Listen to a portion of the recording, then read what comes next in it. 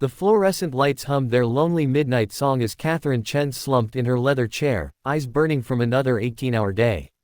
Outside her corner office, the glittering skyline of Manhattan mocked her with its promise of success, a promise that now felt like a cruel joke. Her company, TechVision Solutions, was bleeding money, and she had exactly 30 days to find a miracle or watch everything she'd built over 15 years crumble into bankruptcy. She'd fired half her staff last month, watched her VP of operations walk out with their biggest client, and now sat alone in an empty building, wondering where it all went wrong. But what happened in the next hour would change everything she thought she knew about success, loyalty, and the invisible people who keep the world running. Catherine heard the familiar squeak of wheels against marble, Miguel's cleaning cart making its nightly rounds. For 3 years, the elderly janitor had been a fixture in her building, arriving at 11 p.m. sharp when everyone else had gone home. She'd passed him countless times, offered the occasional tired smile, maybe a good evening, when she remembered. But had she ever really seen him? Tonight, exhausted and desperate for answers, she made an impulsive decision. She would pretend to be asleep. She wanted to see what people did when they thought no one was watching. Maybe it would tell her something about the culture she'd created, about whether anyone truly cared about this company anymore. She arranged herself carefully in her chair, head tilted against the high back, breathing slow and steady. Through barely open lids, she watched Miguel's stooped figure appear in her doorway. He paused, cleaning supplies in hand, studying her with concern. Instead of proceeding with his usual routine, he set down his cart with extraordinary care, making no sound. He retrieved a soft blanket from somewhere, his own cart, she realized, and draped it gently over her shoulders. The tenderness of the gesture made her throat tighten. But Miguel didn't leave. He settled into the chair across from her desk, pulled out a worn notebook, and began reading through papers scattered across her workspace. Catherine's heart jumped. Was he stealing company secrets? Going through confidential files? She forced herself to remain still, though every instinct screamed to sit up and confront him. Then she heard the soft scratch of pencil on paper. Miguel was writing. For 20 minutes, he studied her documents, financial reports, client proposals, operational breakdowns. The papers she'd been drowning in for weeks, unable to see a way forward.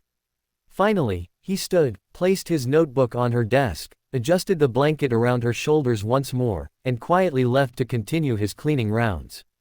The moment his cart squeaked down the hallway, Catherine sat bolt upright, heart hammering. She grabbed the notebook with shaking hands, afraid of what she might find. The pages were filled with neat handwriting, some in English, some in Spanish, with numbers and diagrams covering every margin. But it was the note on top that stopped her cold. Ms. Chen, I hope you don't mind. I see you here so late, so worried. I used to own manufacturing business in Colombia before I come to America. We have same problems you have now. I think maybe I can help. Please, if you want, we can talk. Miguel Reyes. Beneath the note were pages of detailed analysis. He'd identified the exact bottlenecks in their production process that were hemorrhaging money. He'd spotted the redundancies in their supply chain that she'd been too close to see. He'd even drafted a proposal for restructuring their client services that would cut costs by 30% while improving response time. The solutions were brilliant, elegant, and so obvious now that someone had pointed them out. How had she missed all of this? Catherine ran into the hallway, still clutching the notebook. Miguel, wait. The elderly janitor turned, surprise flickering across his weathered face. His cleaning cart stood between them like a barrier of unspoken class divisions. She saw him clearly for the first time, the intelligence in his dark eyes, the quiet dignity in his bearing, the calluses on his hands from years of hard work that had nothing to do with his education or capabilities. You owned a business. Her voice came out breathless. In Colombia. Miguel nodded slowly. Yes, Ms. Chen. 23 years, we made automotive parts. 150 employees. But economy crash, corruption make business impossible. I lose everything. Come here for better life for my family, but my English not so good, my credentials not transfer. So I clean. He gestured at his cart without shame. Honest work. I am grateful for it. But at night, when I clean offices, I see problems. I see solutions. Old habits, you know.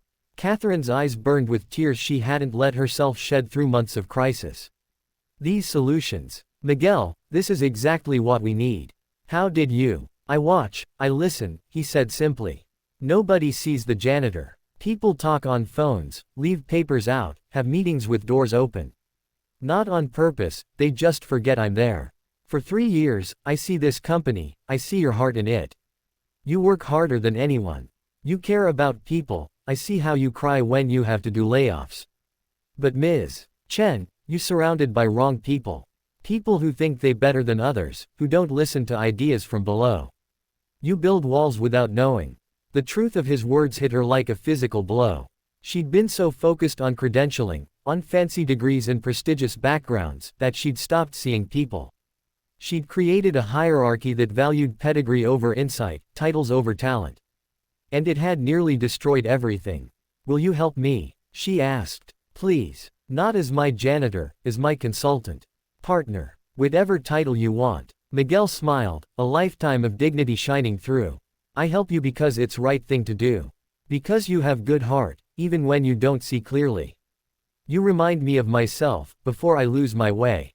They worked through the night, Catherine and Miguel, CEO and janitor, two people stripped of their titles and united by purpose. He showed her how to restructure operations, how to rebuild trust with clients through transparency instead of desperate promises, how to identify the real innovators among her remaining staff regardless of their position on the org chart. He introduced her to his network, other immigrants working, invisible, jobs who had been doctors, engineers, executives in their home countries. Suddenly, she had access to a brain trust of experienced professionals that no recruitment agency could have matched. Within 6 weeks, TechVision's bleeding stopped. Within 3 months, they were profitable again. Miguel became her chief operations officer. She insisted on the title, though he laughed and said it wouldn't change who he was. But it changed everything else.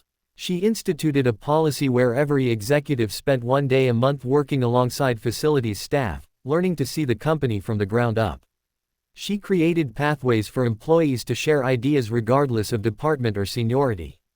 She hired translators to help foreign-born workers whose credentials hadn't transferred, unlocking talent that had been scrubbing floors and emptying trash cans.